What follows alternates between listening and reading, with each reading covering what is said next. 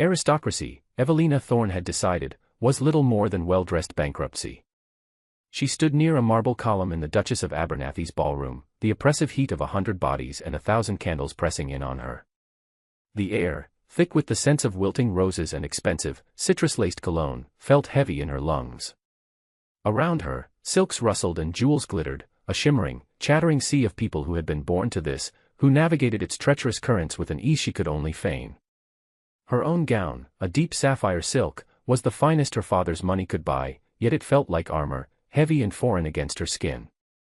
It was a costume, and she was an actress playing a part she had not auditioned for. Just 6 months ago, her father had been alive, his booming laughter and shrewd eyes a shield against this very world. He had bought their baronetcy, a fact the pedigreed whispers never let them forget. He saw it as an investment, a key to unlock doors for her. Now, he was gone, and Evelina was left holding the key to a house whose foundations were crumbling. Across the room, she saw him. Lord Fenton, the man who had sworn his love to her under a summer moon, now stood beside Lady Annabel Crestwood, his hand possessively on her arm. He had been her fiancé. His letters, filled with saccharine poetry, were still tied with a ribbon in a box in her dressing room.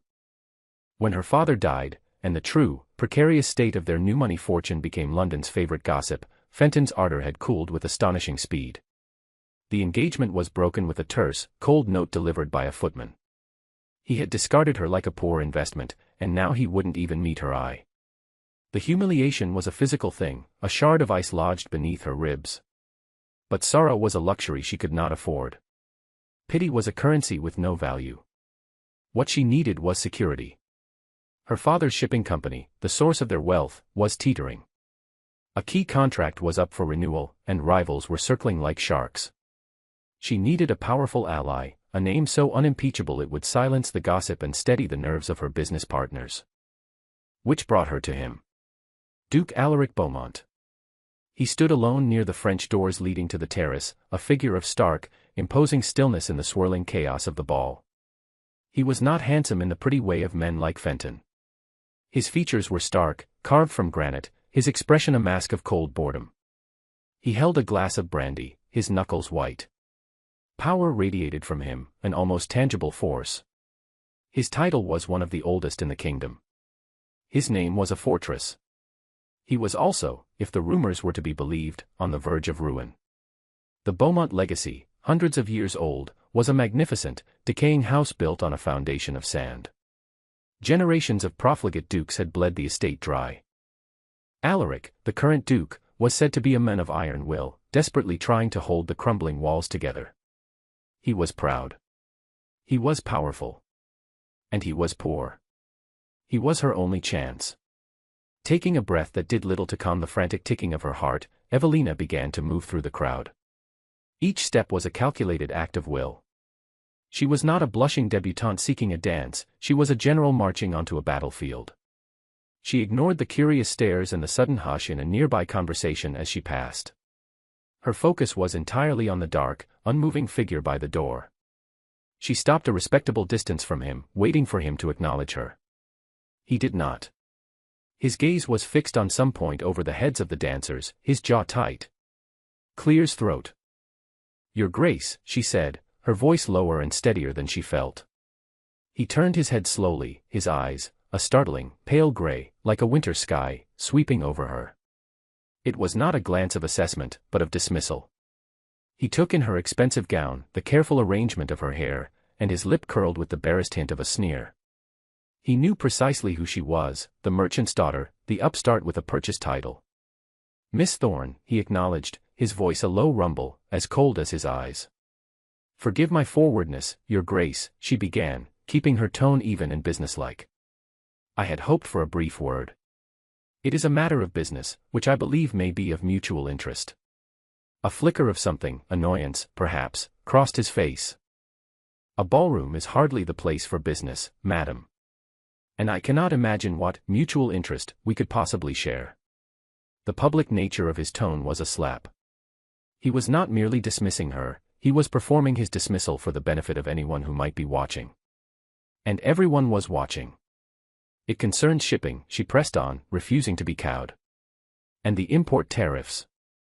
My father's company holds significant influence at the ports, an influence that could be beneficial. His eyes narrowed. For a moment, she thought she had piqued his interest. She had heard his estates produced wool, and that transport costs were crippling him. But then the contempt returned, colder and sharper than before. Beneficial, he repeated, the word dripping with scorn. You come here, to this house, dressed in the spoils of trade, and you offer me benefits.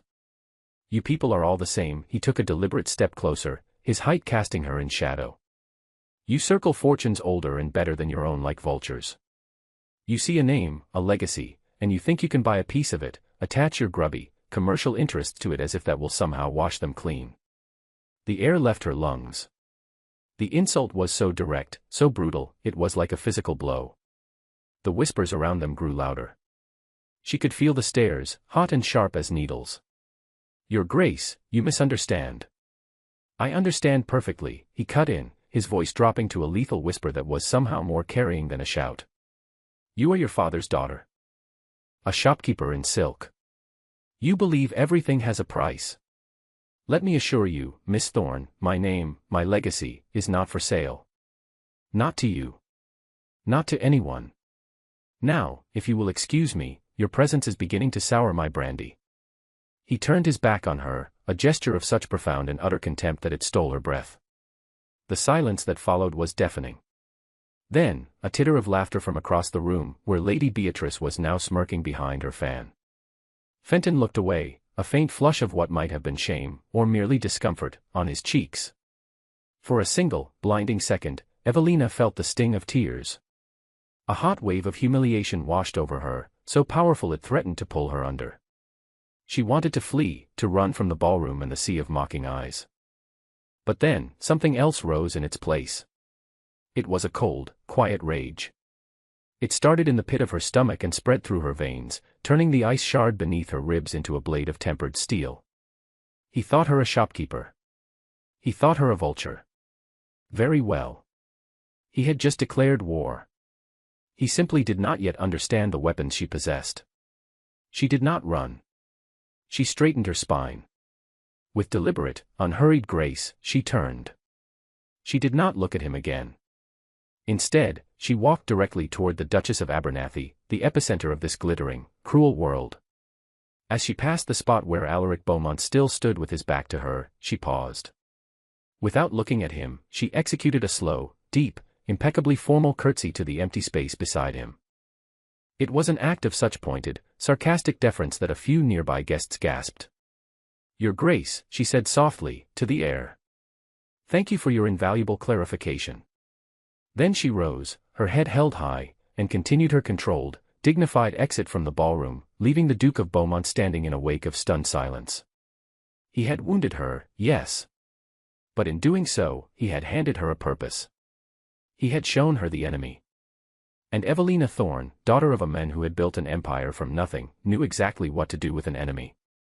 The carriage ride home was a blur of rattling cobblestones and the damp, cloying scent of wet wool.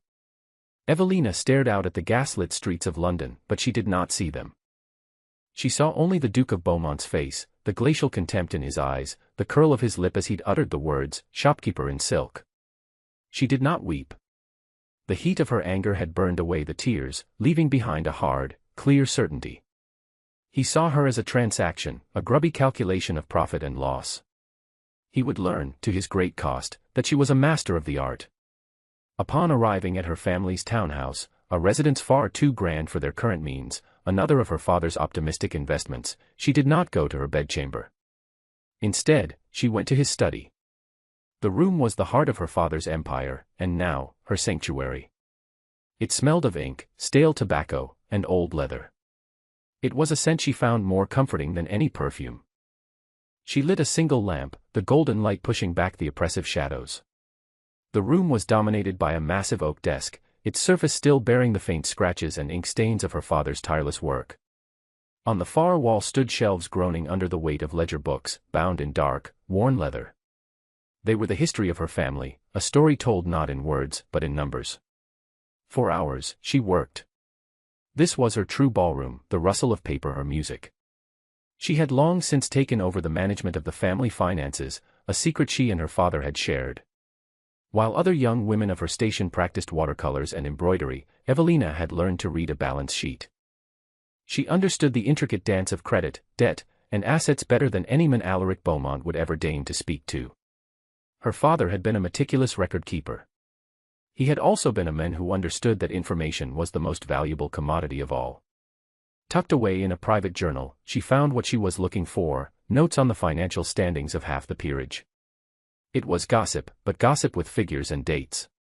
Her father had considered lending to the Duke of Beaumont a year ago but had deemed the man's pride a liability too great to underwrite. The man would rather starve in a palace than admit he needs a loaf of bread from a baker, her father had written. The journal entry listed the Duke's primary creditor, a ruthless moneylender named Silas Croft. Following a hunch, Evelina pulled the corresponding ledgers from the shipping company. Her father had done business with Croft. Unsavory business, perhaps, but profitable. She cross-referenced dates, shipments, and payments. A pattern emerged. Croft was overextended. A recent venture in the East Indies had failed spectacularly, and he was desperate for capital. Her plan formed, not in a flash of inspiration but with the cold, clicking precision of an abacus. It was audacious. It was terrifying. It was perfect. The next morning, she did not send a solicitor. She went herself. Silas Croft's office was in a grim, narrow building near the docks, a world away from the glittering mansions of Mayfair. The air hung thick with the smell of river mud and coal smoke. Croft was a small, rodent-like man with eyes that missed nothing. He was surprised to see her, but his surprise quickly turned to shrewd calculation when she stated her purpose. She wanted to buy the Duke of Beaumont's debt. All of it. Croft laughed, a dry, rattling sound. And what would a little lady like you want with a debt like that? The Duke's a proud one. He won't be pleasant about it. My reasons are my own, Evelina said, her voice betraying no emotion. She placed a bank draft on his desk. I am aware of your recent losses in the spice trade. You need liquidity. I am offering it. This is a generous figure, well above the debt's current market value, but my offer is only valid for the next 10 minutes. She had learned the art of negotiation at her father's knee. Never show your need. Always have an exit. Croft's eyes darted from her face to the draft and back again. He saw no fear, no hesitation. He saw only a woman who knew exactly what she was doing. He saw profit. 5 minutes later, she walked out of his office with a sheaf of papers that made her the legal owner of Alaric Beaumont's ancestral home, his lands, his title, his entire world. The papers felt heavy in her hands, heavier than a sack of gold. They were a weapon. She allowed the Duke 2 days to receive the official notice from the solicitors. 2 days to let the reality of his situation sink in. 2 days for his legendary pride to be ground into the dust of financial ruin. Then, she requested a meeting. Not at his London residence, but at Beaumont Hall itself, the crumbling heart of his legacy. When her carriage rolled up the long, winding drive, she saw the full scope of his predicament. The grounds were beautiful, ancient oaks standing like weary sentinels, but they were overgrown.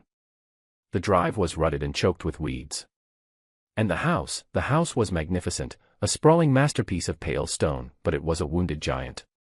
Tiles were missing from the roof, windows were boarded up, and a faint green patina of damp crept up one of the great wings. It was a house on sand, just as her father had said. Alaric received her not in a grand drawing room, but in his study. It was a severe, masculine space, lined with empty bookshelves and maps of his estate. A fire crackled in the hearth, doing little to dispel the damp chill that seemed to emanate from the very walls.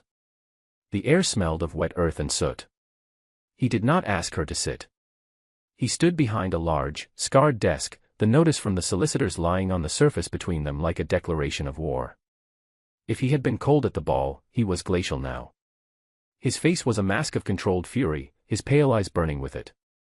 You, he said, the single word laden with a universe of hatred. Your Grace, she replied, her voice calm. She placed her leather satchel on the corner of his desk and began to unpack her proposal as if she were laying out goods for sale. I believe you have received the relevant correspondence. The situation is quite simple. I own your debt. In 2 weeks' time, I will be legally entitled to foreclose on this estate. This is your revenge, is it? He snarled. For a few harsh words at a ball. You would ruin a man, a family, a legacy of 500 years, for your petty, wounded pride. Do not flatter yourself, Your Grace, Evelina said, her tone cutting. My pride is not a factor in this equation. This is a business transaction.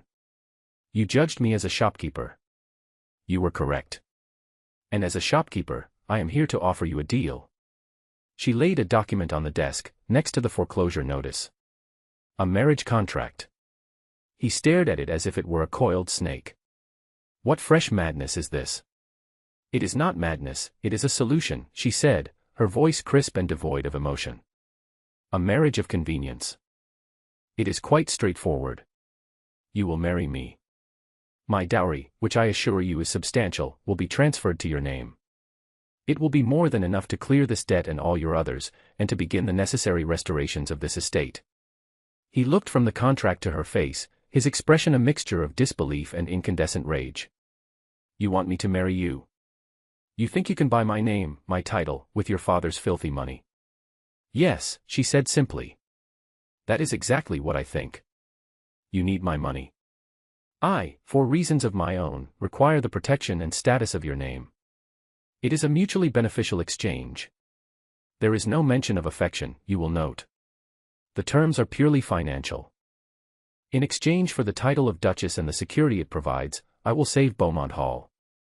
Furthermore, she added, pushing a second document across the desk, I will require full, undisputed authority over the household and estate finances. I will not have my investment squandered. He was speechless. He paced the room like a caged panther, his hands clenched into fists. The ticking of the grand clock in the hall was the only sound.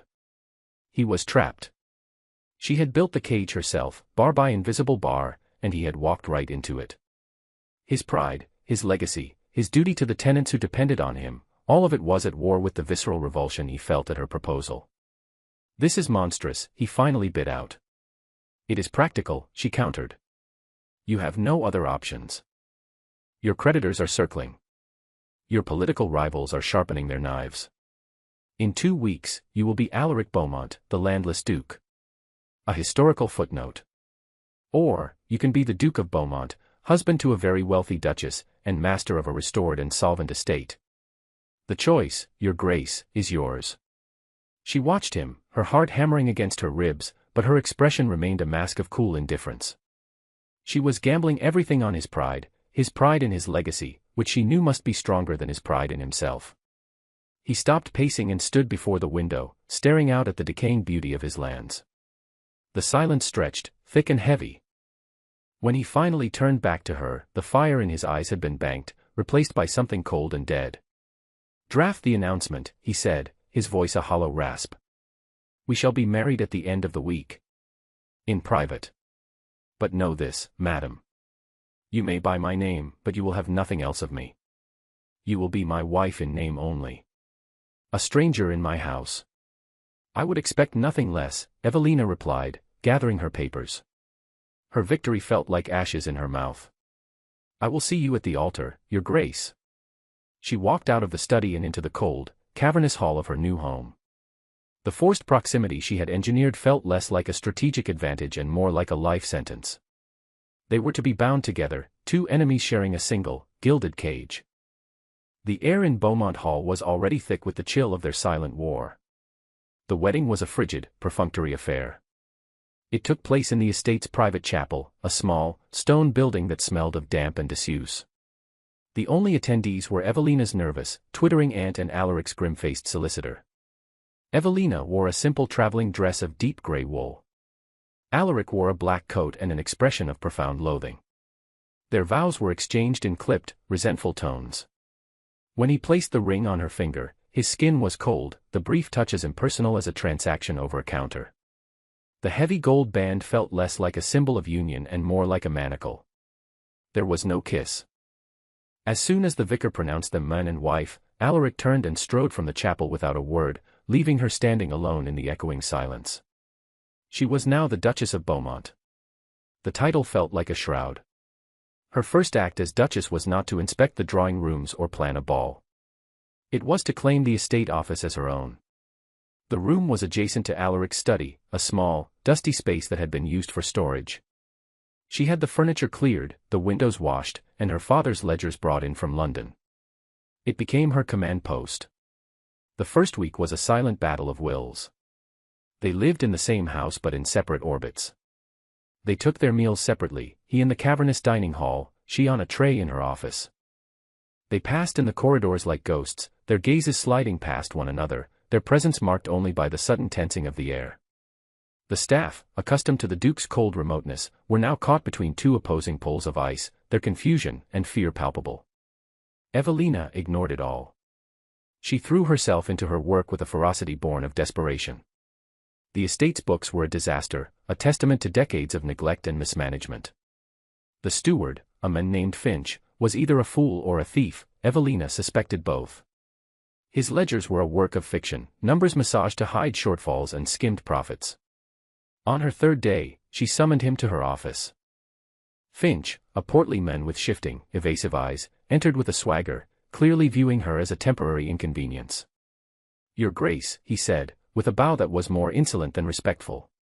Evelina did not invite him to sit. She gestured to the ledger open on her desk. "Mr. Finch, I have been reviewing your accounting for the winter grain sales.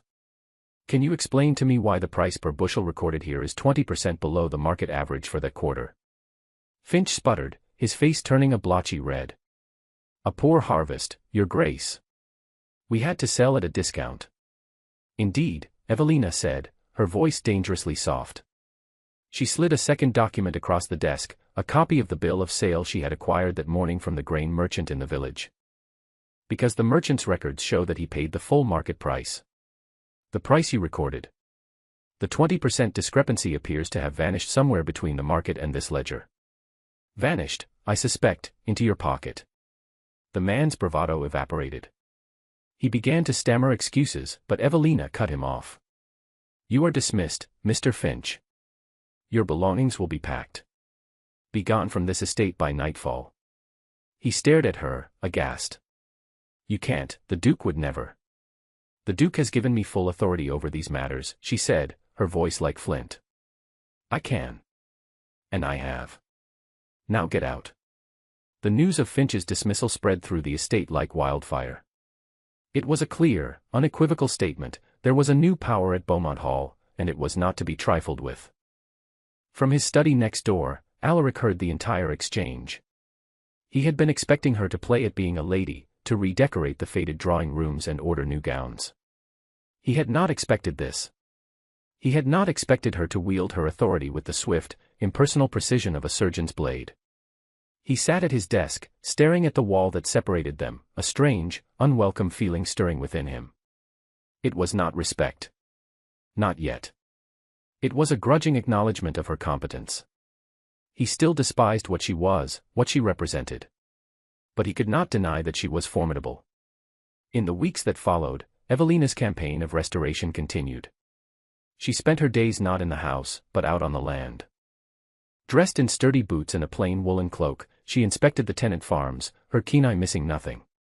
She spoke with the farmers, not with the condescension of a duchess, but with the practical curiosity of a businesswoman. She asked about crop yields, soil conditions, and the state of their equipment.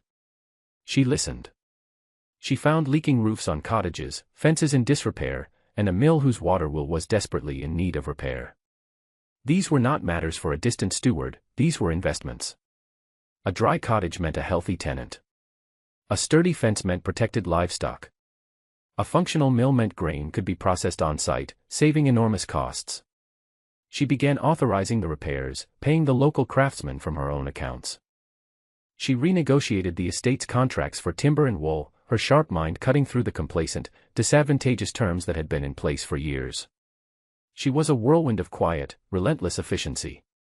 Alaric watched her from a distance. He saw her from his study window, a small, determined figure striding across a muddy field to speak with a shepherd. He saw her in the evenings, the solitary light of her lamp burning in the office long after the rest of the house was dark. He told himself it was merely self-interest, that she was protecting her investment. But he had seen other wealthy women. They did not tramp through muddy fields or spend their nights hunched over account books. They bought new carriages and planned parties. One evening, a late autumn chill had settled deep into the bones of the house. A fire roared in the library, but the room's vastness seemed to swallow the heat. Alaric was there, wrestling with a stack of legal documents pertaining to a long-standing border dispute with a neighboring landowner.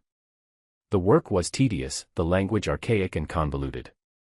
The library door opened, and Evelina entered. She was holding a ledger and looked as surprised to see him as he was to see her. For a moment, they simply stared at each other in the flickering firelight. It was the first time they had been voluntarily in the same room since their wedding day. She hesitated, as if to leave, but then seemed to think better of it.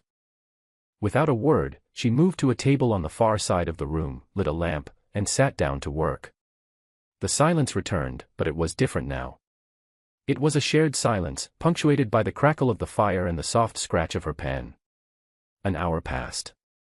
Alaric rubbed his eyes, frustrated by a particularly dense passage of legal text. Finch was not only a thief, he said suddenly, the words emerging before he had consciously decided to speak them.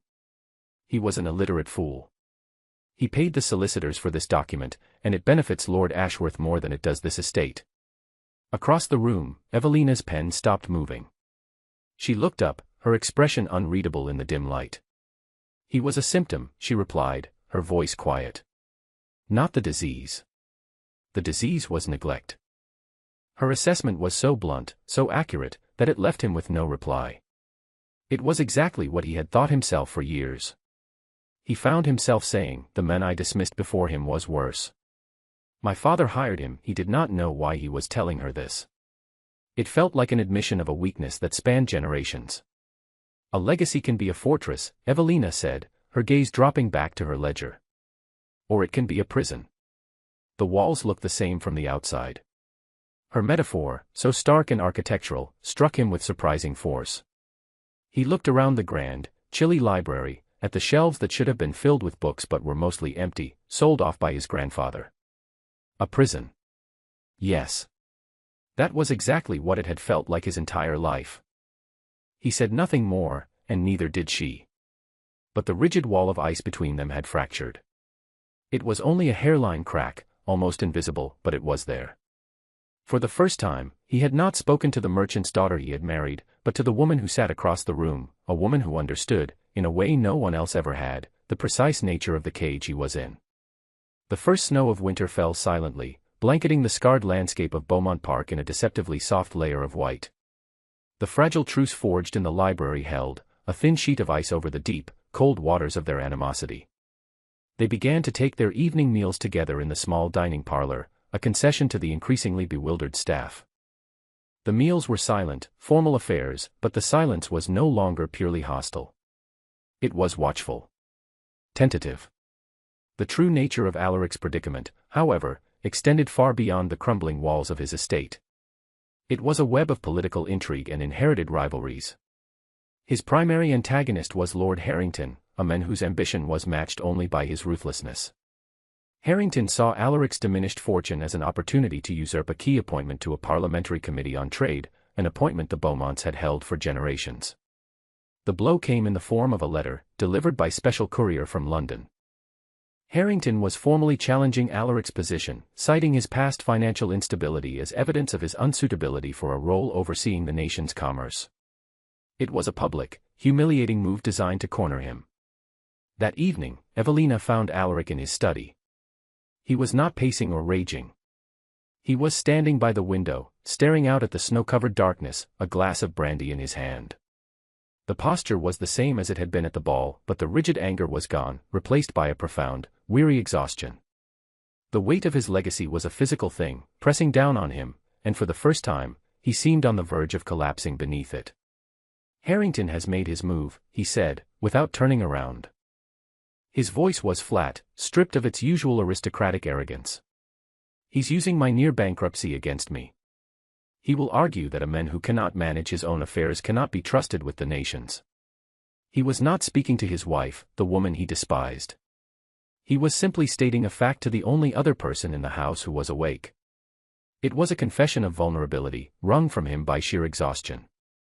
Evelina did not offer empty words of sympathy. He would have rejected them. Instead, she walked over to the desk, Her mind already working, sifting through the vast repository of information she carried in her head, the gossip of merchants, the whispers of shipping clerks, the hard data of her father's ledgers. Lord Harrington, she said, her tone analytical. His wife is a Pembroke. Her dowry was vast, but it was all tied up in land. The Harrington fortune comes from his mills in the north. Alaric turned from the window, a flicker of surprise in his eyes. What of it? His mills produce woolen cloth, she continued, her thoughts connecting with swift, logistical precision. But he has to import the dyes. Specifically, cochineal for the reds his military contracts require. For the past 5 years, he has had an exclusive arrangement with the Albright shipping concern for his supply. She paused, letting the information settle. She had his full attention now. Albright shipping is on the verge of collapse, she stated. I learned of it a month ago. A series of poor investments and a lost vessel in the Caribbean. They are desperate. Their chief competitor, a company I happen to hold a significant interest in, is poised to acquire their routes. Alaric stared at her, the pieces clicking into place in his mind. If Harrington's supply of cochineal is disrupted, he will be unable to fulfill his most lucrative contracts, Evelina finished for him. He will face enormous financial penalties. A man facing his own imminent financial crisis is in no position to publicly question the financial competence of another. It was a brilliant, ruthless strategy. A financial counterattack so precise it was like a stiletto blade aimed at his rival's weakest point.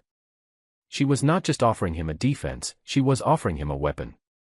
How? He asked, his voice low. How could you possibly know all this?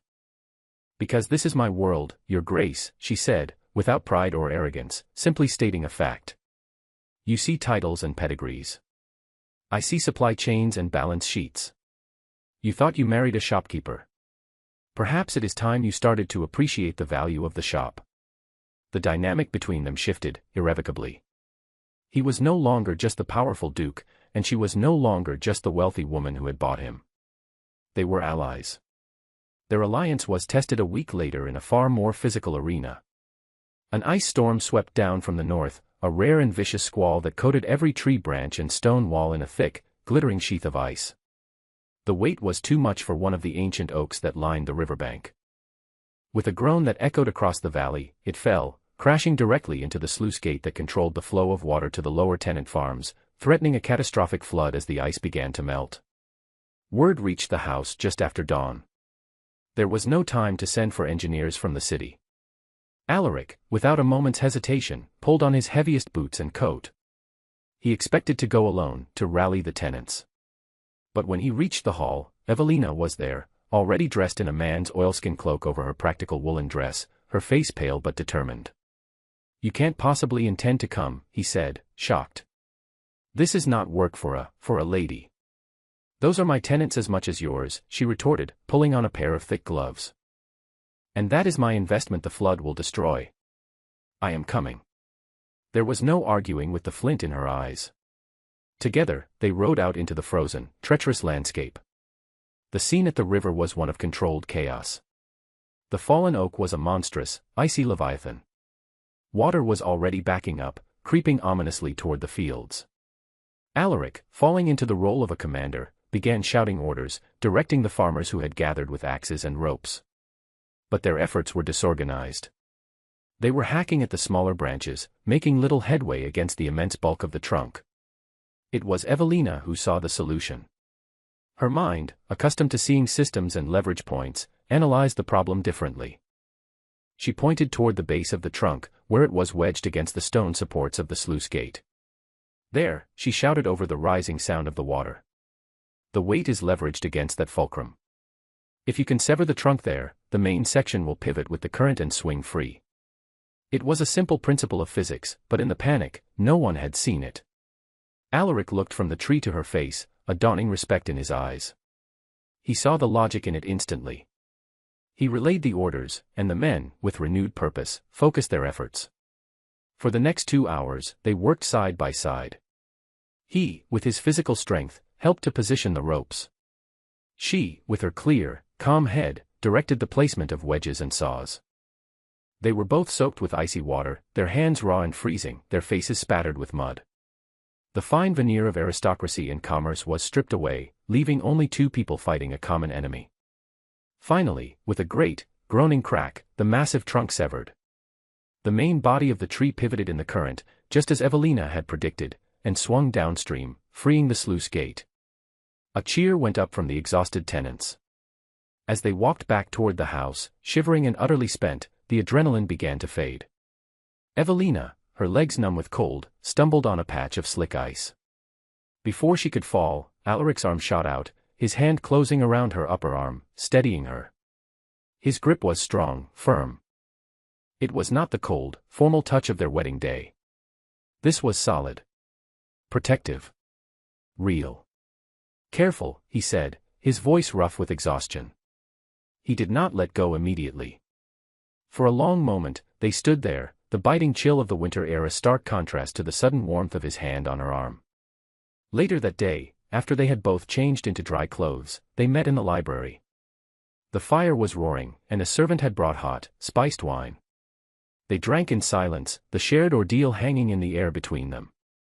Evelina noticed a dark smudge of mud high on his cheekbone, missed in his hasty wash. Without thinking, driven by an impulse she did not understand, she reached out. Her fingers, soft against the rough texture of his skin, gently wiped the smudge away. He froze. Her hand lingered for a second, the simple, domestic gesture feeling shockingly intimate. His pale gray eyes, usually so cold, were dark and intense as they met hers. The air between them crackled with a new, unspoken tension. It was no longer the tension of a battle, but the quivering, delicate tension of a truce on the verge of becoming something else entirely. She pulled her hand back as if burned, her heart hammering in her chest. The protective touch by the river had been an accident of circumstance. This was a choice. And it had changed everything. Months passed. The alliance forged in crisis solidified into a quiet, effective partnership. Evelina's financial counterattack against Lord Harrington had worked flawlessly.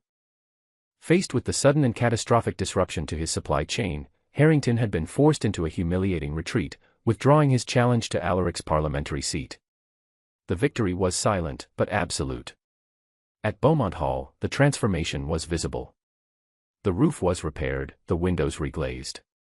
The sound of hammers and saws was replaced by the hum of a well-run estate. Evelina's investments were bearing fruit.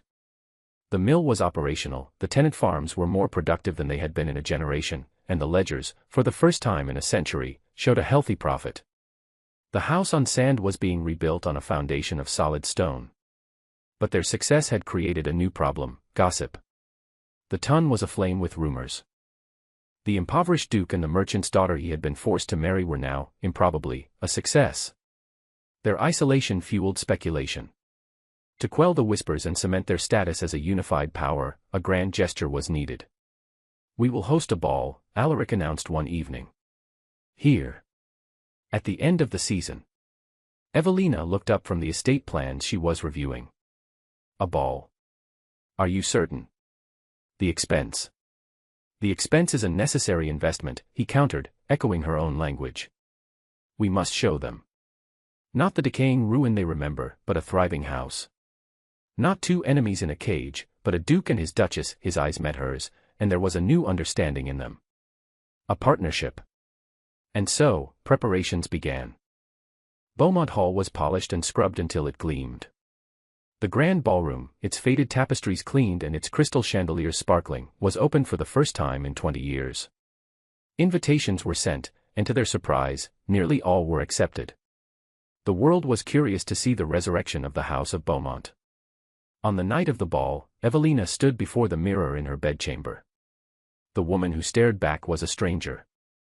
She wore a gown of deep emerald velvet, the color of the newly healthy forests on the estate. Around her throat was a formidable diamond necklace from the Beaumont vaults, its stones cold and heavy against her skin. It felt like a crown, a symbol of a role she had seized rather than inherited. Alaric came to her door. He was dressed in formal black, the severe lines of his coat emphasizing his height and the breadth of his shoulders. He looked every inch the powerful duke, but when his eyes met hers in the mirror, the cold arrogance was gone. In its place was a quiet, profound admiration. "It is time," he said, his voice a low murmur. He held out his arm. Placing her hand on his sleeve, she felt the solid muscle beneath the fine wool. It was no longer the arm of an enemy, but of an ally. Together, they descended the grand staircase to greet their guests. The ballroom was even more crowded and overwrought than the one where he had humiliated her. The air was thick with the same sense of perfume and wax, the same sound of rustling silk and forced laughter. But this time, Evelina was not on the periphery. She was at the center, the Duchess of Beaumont, standing beside her Duke. They were a fortress, and the gossips were mere waves breaking against their stone walls. She saw Lord Fenton, looking lost and insignificant in the crowd. She saw other faces, those who had smirked at her humiliation. They now offered fawning smiles and deep bows. The irony was not lost on her. But not everyone was so easily cowed. Lady Beatrice, her beauty as sharp and cold as ever, had watched Evelina's ascent with a venomous jealousy. She saw Evelina's success not as a victory to be respected, but as a personal affront. She chose her moment carefully, cornering Evelina near the refreshment table while Alaric was engaged in a conversation with a cabinet minister. "My dear Duchess," Beatrice began, her voice dripping with false sweetness. "One must congratulate you. You have done wonders with this old place. It is amazing what a great deal of trade can accomplish." The insult was clear, a direct echo of Alaric's own words months ago. Before Evelina could formulate a reply, they were joined by Sir Reginald Plymstock, a man whose paltry title and large debts made him a perpetual sycophant to wealthier families like Beatrice's. Eager to curry favor, he joined the attack. Indeed, Sir Reginald boomed, his voice loud enough to draw the attention of those nearby. Quite the transformation. Who would have thought a bit of shopkeeper's blood could be so restorative? "Tell me, Your Grace," he said, his tone turning deliberately insolent, "what is the going rate for a dukedom these days? I might have my own daughter inquire." The music seemed to falter. A pocket of silence spread out from them like a ripple in a pond. Faces turned. Smirks appeared. It was happening all over again. The public shaming, the condescending cruelty. But this time, she was not alone. Alaric had heard. He did not rush over. He moved with a deliberate, lethal calm that was far more terrifying than any display of rage. The crowd parted for him as if he were the physical embodiment of a winter storm. He came to stand beside Evelina, his body a solid, protective shield.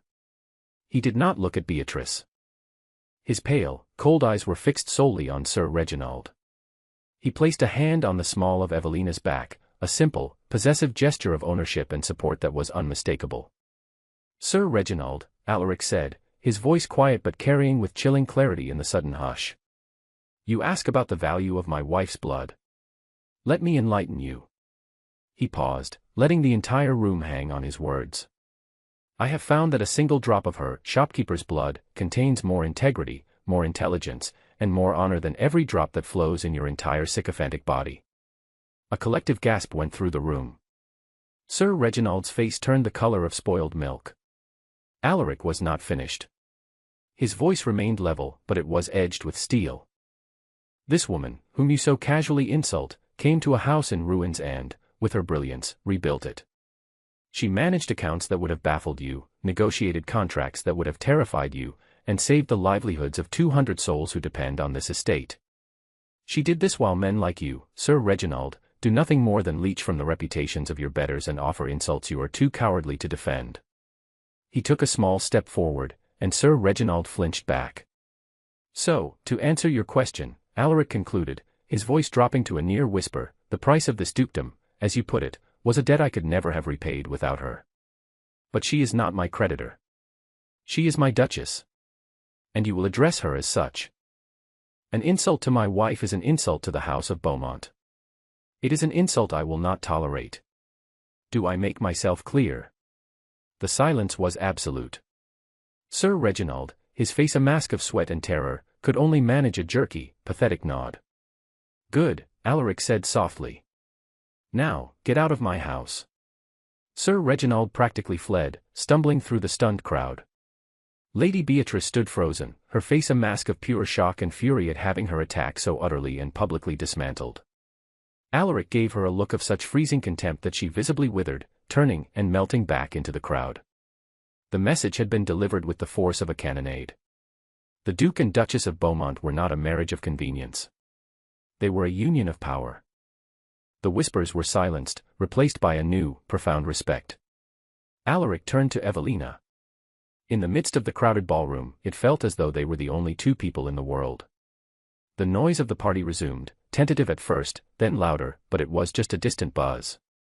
"Are you all right?" he asked, his voice low and for her alone. She could only nod, her throat tight with an emotion she could not name. It was not just gratitude.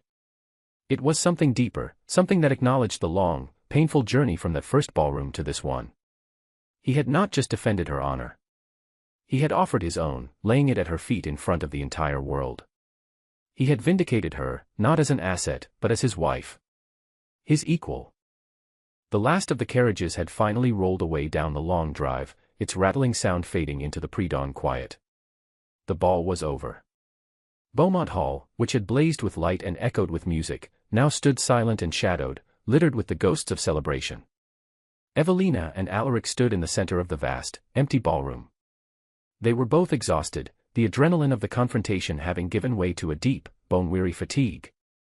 But it was a shared exhaustion, a quiet camaraderie born of a battle won together. The silence between them was no longer tense or awkward. It was full, peaceful, laden with all the things that had been said and, more importantly, all the things that had been left unsaid. Without a word, he offered her his arm, and they began the slow walk up the grand staircase toward their private apartments. Their footsteps echoed in the cavernous space. In the past, they would have parted at the top of the stairs, each retreating to their separate wing, two solitary rulers in a divided kingdom. Tonight, he walked with her to the door of her bedchamber. Inside, a single lamp cast a warm, gentle glow over the room. The air was still and quiet. Evelina moved to her dressing table, her fingers fumbling with the clasp of the heavy Beaumont diamond necklace. The diamonds, which had felt like armor earlier, now felt like a leaden weight. The clasp was intricate, and her fingers were clumsy with fatigue. She heard him step into the room behind her, his presence filling the space. He came to stand behind her chair. She saw his reflection in the mirror, his expression serious and unreadable. "Allow me," he said, his voice a low murmur. His hands came up to her neck. His fingers, warm and surprisingly gentle, brushed against her skin as he worked the difficult clasp. It was a simple, functional act, yet it felt more intimate than any touch they had ever shared. The shock of his warm skin against her own sent a shiver through her. He was not removing the symbol of her public role as Duchess, he was removing a barrier. The necklace came free. He did not put it down on the dressing table. He held it for a moment, then let it fall with a soft thud onto a velvet chair nearby, a deliberate, symbolic casting aside of the cold, hard currency of their initial bargain. He did not step away. His hands rested lightly on her shoulders. Their eyes met in the mirror. "Evelina," he said, his voice rough with emotion. And the sound of her given name, spoken by him for the first time, was a revelation. "My actions, that first night, at the ball," he struggled for the words, the proud, articulate Duke suddenly at a loss. "There is no excuse for them. But there was a reason. I was a desperate man, cornered by the failures of my father, and his father before him. I was drowning in the weight of this legacy." His gaze was intense, raw. "And then you appeared. You were everything I was raised to resent. New money. Commerce. Pragmatism. You saw my ruin not as a tragedy, but as an opportunity. And it terrified me. My cruelty to you, it was born of that fear. The fear of my own failure, my own obsolescence. It was the lashing out of a proud, stupid man who saw in you a reflection of everything he was not." His hands tightened slightly on her shoulders. "I agreed to our marriage out of desperation. I saw you as a means to an end. A transaction. I could not have been more wrong. I have watched you. I have watched you take the ruin I handed you and build it into something strong and whole. You have more honor, more strength, and more grace in your little finger than that entire ballroom of peacocks has combined. I do not just respect you, Evelina." He paused, and his next words were a quiet surrender. "I have, against all my intentions, against everything I thought I was, fallen in love with you." The confession hung in the air, breathtakingly simple and profoundly powerful. Tears she had refused to shed in humiliation now welled in her eyes in triumph. She turned on her chair to face him, looking up into his face. "And I," she said, her voice trembling slightly, "made a strategic plan to ensnare a duke. I saw you as a fortress to protect me from the world. A title. A name. But my calculations failed me. I never accounted for the men inside the fortress. The men who worked alongside his tenants in an ice storm. The men who guards a legacy not for his own pride, but for the people who depend on it. My plan has been in ruins for months, Alaric. Because I fell in love with that man." He reached down, his hand cupping her cheek, his thumb gently stroking her skin. The gesture was tender, questioning. He lowered his head, and she raised hers to meet him. He kissed her. It was not a kiss of frantic passion, nor the polite, sterile kiss of a wedding ceremony. It was a first kiss. It was slow, deep, and grounded. It was a kiss of confession and absolution, a sealing of a pact far more profound than the cold contract they had signed. It was heavy with the weight of their shared history, the insults, the battles, the truces, the victories. It was real. It tasted of surrender and triumph all at once. It was the first true moment of their marriage. A year passed. Spring had returned to Beaumont Hall, not with the timid uncertainty of the year before, but with a vibrant, confident explosion of life. The ancient oaks were draped in brilliant green, the fields were lush with new growth, and the pale stone of the house seemed to have absorbed the warmth of the sun, glowing with a soft, honeyed light. The damp chill was a distant memory, replaced by the scent of lemon wax, blooming roses from the restored gardens, and the faint, comforting smell of baking bread drifting up from the kitchens. The library was no longer a cold, cavernous tomb. The empty shelves were now filled with books, some new, some repurchased from the collections his grandfather had sold. Sunlight streamed through the tall, clean windows, illuminating the rich wood and the warm colors of the new rug on the floor. Evelina and Alaric were not on opposite sides of the room. They sat together on a comfortable sofa near the fire, a large, open ledger book resting on the low table before them. A half-empty cup of tea sat beside Evelina, a half-empty cup of coffee beside Alaric. His arm was draped comfortably along the back of the sofa behind her, his fingers occasionally, absently, toying with a loose strand of her hair. "If we divert the water from the upper stream," Evelina was saying, her finger tracing a line on a hand-drawn map of the estate, "we'll have enough power to run the new mill through the dry months. It will increase our processing capacity by 30%. But Thompson's pasture relies on that stream," Alaric countered, leaning in to look at the map. His proximity was easy, familiar. "We would have to dig a new irrigation channel for him from the lower pond." "I've already calculated the cost," she said, flipping a page in the ledger. "The initial outlay will be significant, but the increase in mill profits will recoup the expense within 2 years. It's a sound investment." He looked from the ledger to her face, a slow smile spreading across his lips. "A sound investment," he repeated softly. "My brilliant, pragmatic Duchess." She smiled back, a genuine, unguarded smile that reached her eyes. "Someone has to be." Their partnership, once a source of rumor and speculation, was now the stuff of legend in the county. They were a formidable team. He, with his deep knowledge of the land and his people, his political influence, and his innate sense of leadership. She, with her sharp financial mind, her strategic vision, and her relentless drive.